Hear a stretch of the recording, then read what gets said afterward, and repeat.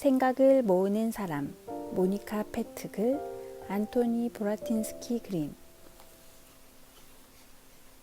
브루퉁씨라는 괴상한 이름의 아저씨가 있단다. 날마다 아침 6시 반이면 멀리서부터 발을 질질 끄는 듯한 무거운 걸음소리가 들려오지.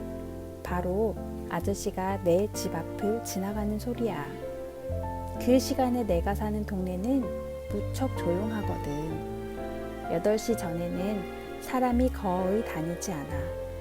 이따금 고양이가 길을 휙 가로질러 소리 없이 어느 집 마당으로 사라지든가, 아니면 멀리 큰 찻길에서 나는 소리가 바람결에 실려오든가 할 뿐, 그 밖에는 아무 소리도 들리지 않는단다. 우리 동네는 아직 포근한 이불 같은 잠으로 덮여 있지만, 나는 얼른 창으로 달려가 창문을 열지.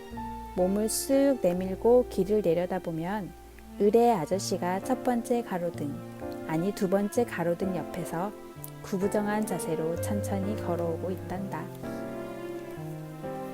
아저씨는 내 창문 밑을 지날 때 고개를 들어 가볍게 헛기침을 하고는 나지막이 안녕하세요 하고 인사를 한단다. 그럼 나도 낮은 소리로 인사를 건네지. 안녕하세요 아저씨. 어떨 땐 아저씨가 날씨가 참 좋지요 라고 말하거나 벌써 일어나 책상에 앉으셨나 봅니다 라고 덧붙이기도 하지. 그리고 미소와 함께 고개를 까딱해 보이고 다시 걸음을 옮기기 시작하는 거야. 나는 언제나 아저씨가 모퉁이를 돌아서 사라질 때까지 지켜본단다. 아침마다 그렇게 하지. 여름이건 겨울이건 상관없이 말이야. 난 아저씨를 믿을 수 있어. 절대 늦는 법이 없거든. 아저씨한테 시기를 맞추어도 될 정도야. 그만큼 아저씨는 매일 아침 6시 반 정각에 나타난단다.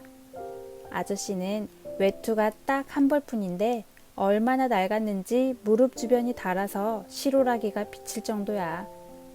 또 두 눈은 베레모를 눌러쓰고 있어서 늘 모자 그늘에 가려져 있어. 등에는 불룩한 배낭을 메고 있는데 배낭의 가죽끈은 손때가 묻어 반질반질해. 그리고 아저씨는 도무지 바쁜 거라고는 모르는 사람처럼 걷는단다.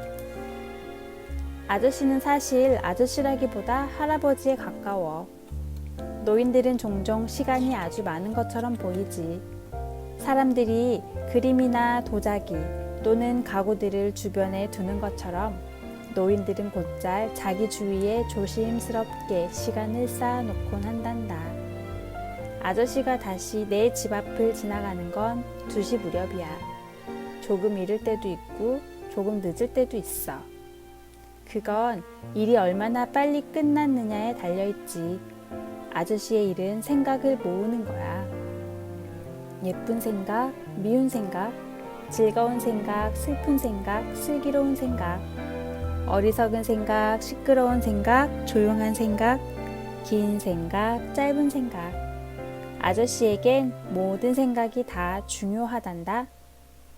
물론 아저씨가 좋아하는 생각들도 있어. 하지만 다른 생각들이 마음을 다칠까봐 내색을 하지 않는 거야. 생각들은 아주 예민하거든. 아저씨는 도시의 모퉁이나 골목들을 돌아다니며 귀를 기울인단다. 아저씨는 생각들의 소리를 들을 수가 있거든. 두꺼운 벽 뒤에서 나는 소리나 여러 모퉁이 너머에서 들리는 소리까지도. 아무리 작은 생각이라도 아저씨의 귀를 벗어나지 못하지. 생각의 소리가 들리면 아저씨는 당장 배낭을 열고 아주 낮고 짧게 한번 휘파람을 불지. 그러면 그 생각이 날아와 배낭 속으로 들어온단다. 배낭 속에는 다른 생각들이 벌써 들어와 있기도 하지.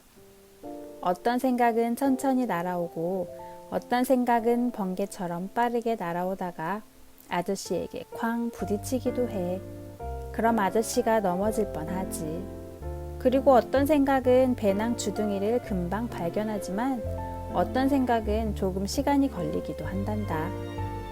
또 어떤 생각은 너무 대충 맞아서 배낭 구멍으로 기어 들어가다가 미끄러져 길바닥으로 떨어지기도 하고 말이야. 생각마다 하는 짓이 다 달라서 미리 짐작할 수가 없어. 그렇게 오랜 세월 많은 생각들을 만난 아저씨인데도 때로는 멈추어 선 채 생각에 잠겨 고개를 젓기도 한단다.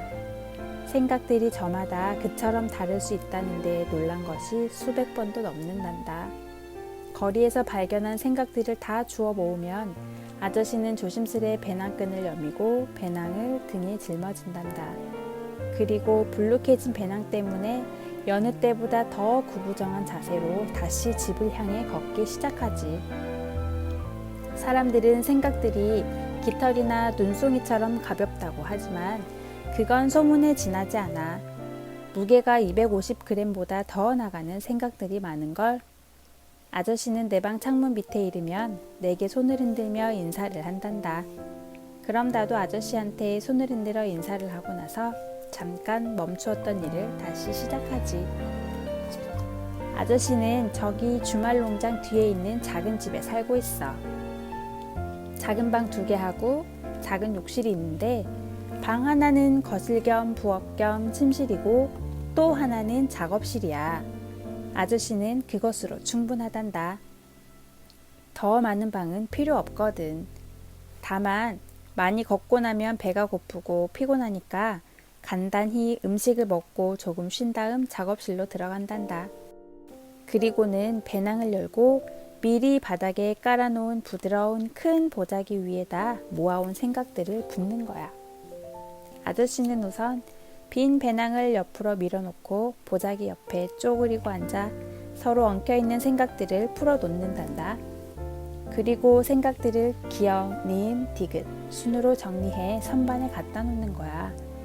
예를 들어 기역 선반에는 개성 있는 생각, 고운 생각, 거친 생각, 고지식한 생각, 기쁜 생각 같은 것을 갖다 놓지. 니은 선반에는 나쁜 생각, 너그러운 생각, 노여운 생각, 넓은 생각 같은 것을, 디귿 선반에는 다부진 생각, 단순한 생각, 대견한 생각, 더러운 생각, 둔해진 생각 같은 것을 갖다 놓고 생각들을 정리하는 일은 아주 많은 조심성이 필요하단다. 생각들은 가려내기 쉽지 않아 혼동하기 일쑤거든. 때때로 어떤 생각들은 아저씨한테 도망치려고 어딘가 숨어있기도 하고 말이야. 그럴 때면 아저씨는 그 생각을 찾아 무릎으로 방 안을 기어다니며 컴컴한 구석과 모서리를 뒤지곤 하지. 하지만 그런 일은 아주 드물단다. 단지 건방진 생각, 제멋대로 구는 생각, 나쁜 생각, 모든 생각들만 그렇게 하거든. 아저씨는 자상한 사람이라 이런 사고가 생겨도 금방 잊어버리고 말아.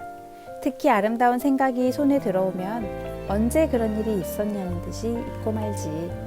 정리를 끝낸 후 아저씨는 생각들이 잠시 쉴 수 있게 선반에 그대로 놓아둔단다. 그래야 잘 익은 과일처럼 달콤한 즙이 많아지거든.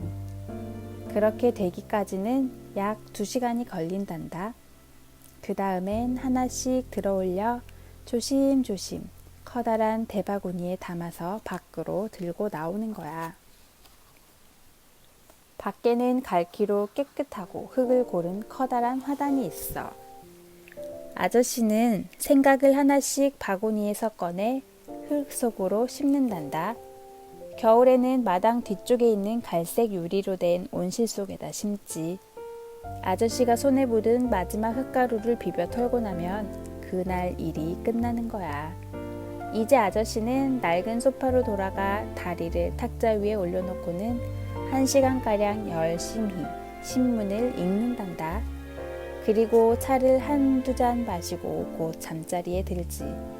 다음날 아침 일찍 자명종이 울리면 아저씨는 얼른 침대에서 일어나 창문으로 간단다.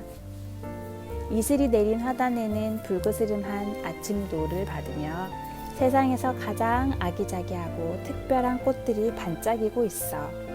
바로 상상밖에 할 수 없는 그런 꽃들이 말이야.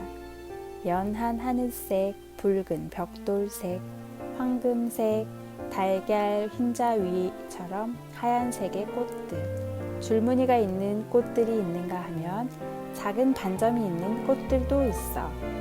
꽃잎이 연하고 가느다란 꽃들이 있는가 하면 꽃봉오리가 두텁고 탐스러운 꽃들도 있고, 또 줄기가 매끄럽고 연약한 꽃들이 있는가 하면 줄기가 싱싱한 배나무처럼 거칠고 튼튼한 꽃들도 있지.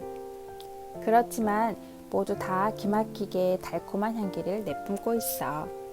아저씨는 서둘러 세수를 하고 옷을 입은 다음 아침 식사를 한단다. 이처럼 꽃으로 피어난 생각들을 구경할 수 있는 시간은 그리 길지 않다는 걸 알고 있으니까. 아저씨는 아직 졸음이 가시지 않은 채 밖으로 나와 꽃밭 앞에 긴 의자를 끌어다 놓고 담요로 몸을 감싸고 앉는단다. 아침 노을이 어느샌가 슬그머니 사라지고 있어. 날이 점점 밝아지고 있는 거지. 바로 그때 그 일이 일어난단다. 차츰차츰, 그리고 아주 부드럽게 꽃들이 녹고 있어. 무수히 많은 작은 조각들로 알알이 부서지는데 마치 먼지 알갱이들이 햇빛 속에서 춤을 추고 있는 것 같아. 한 줄기 바람이 일자마자 알갱이들은 사방팔방으로 흩어져 날아가지.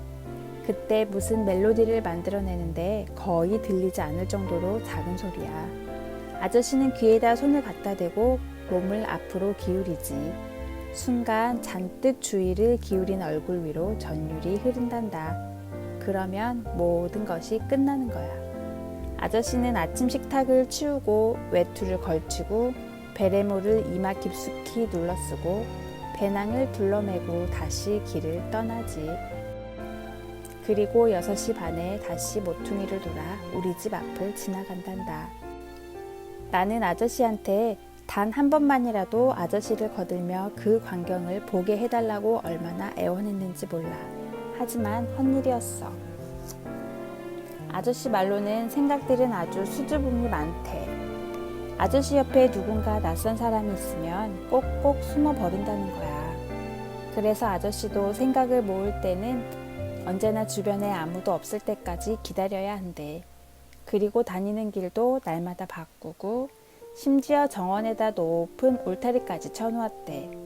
하지만 아저씨는 이따금 저녁 때 나를 찾아와 아저씨 일에 대한 이야기를 들려준단다. 그렇지 않으면 어떻게 내가 아저씨 일에 대해 알았겠니? 아저씨는 주름진 손으로 찻잔을 돌리며 내 앞에 앉아있곤 하지. 창밖에 어둠이 내리는 동안 아저씨는 다리를 포개고 앉아 낮은 목소리로 이야기를 시작한단다. 꽃으로 피어난 생각들은 아주 작은 알갱이가 되어 바람에 실려 날아갑니다. 높이, 점점 더 높이 날아올라 눈 깜짝할 사이에 아직 잠으로 덮여있는 지붕들 위에 떠있게 되지요. 그러다가 천천히 내려앉으며 창문이라든가 어디 벌어진 틈새로 집집마다 들어간답니다. 그렇게 꿈을 꾸고 있는 사람들의 이마에 가만 내려앉아 새로운 생각으로 자라나지요. 생각을 모으는 사람이 없다면 생각들은 줄곧 되풀이 되다가 언젠가 완전히 사라질지도 모릅니다. 아저씨는 차를 한 모금 마시고 소매자락으로 입을 닫고서는 나를 부드러운 눈으로 바라보며 말을 계속했어. 어느 도시건 어느 마을이건 나 같은 생각을 모으는 사람이 있답니다. 큰 도시에는 두세 사람이 있을 수도 있지요. 하지만 그들에 대해서 아는 사람은 거의 없답니다. 생각을 모으는 사람들은 될 수 있는 대로 남의 눈에 띄지 않게 일을 하니까요. 하지만 대부분 독특한 이름을 갖고 있답니다. 아무도 눈치채지 못하게 하기 위해서지요. 대체 누가 부르퉁이라는 이름을 가진 사람이 생각을 모으는 사람이라고 짐작이나 하겠습니까? 그러면서 아저씨, 아니 부르퉁 씨는 혼자 조용히 웃음을 지었어. 난 아저씨가 많고 많은 사람 가운데 바로 나에게 비밀을 털어놓은 것이 무척 자랑스러워. 밤 늦은 시간에 아저씨가 내 방을 떠날 때면 때때로 아주 조금이지만 생각꽃의 향기를 맡은 것만 같아. 그러면 나는 스르르 긴장이 풀리며 생각이 텅 빈 채 잠이 든단다. 생각, 우리들의 머릿속에 가득 들어있는 것들이지요. 예쁜 생각, 미운 생각, 슬기로운 생각, 어리석은 생각, 시끄러운 생각, 조용한 생각. 이 모든 생각들이 아저씨에겐 다 중요합니다. 아저씨는 이 생각을 다 모아 예쁜 꽃을 피웁니다. 우리도 한번 분류해봐요. 그리고 그것들을 모아 예쁜 꽃을 피워보아요.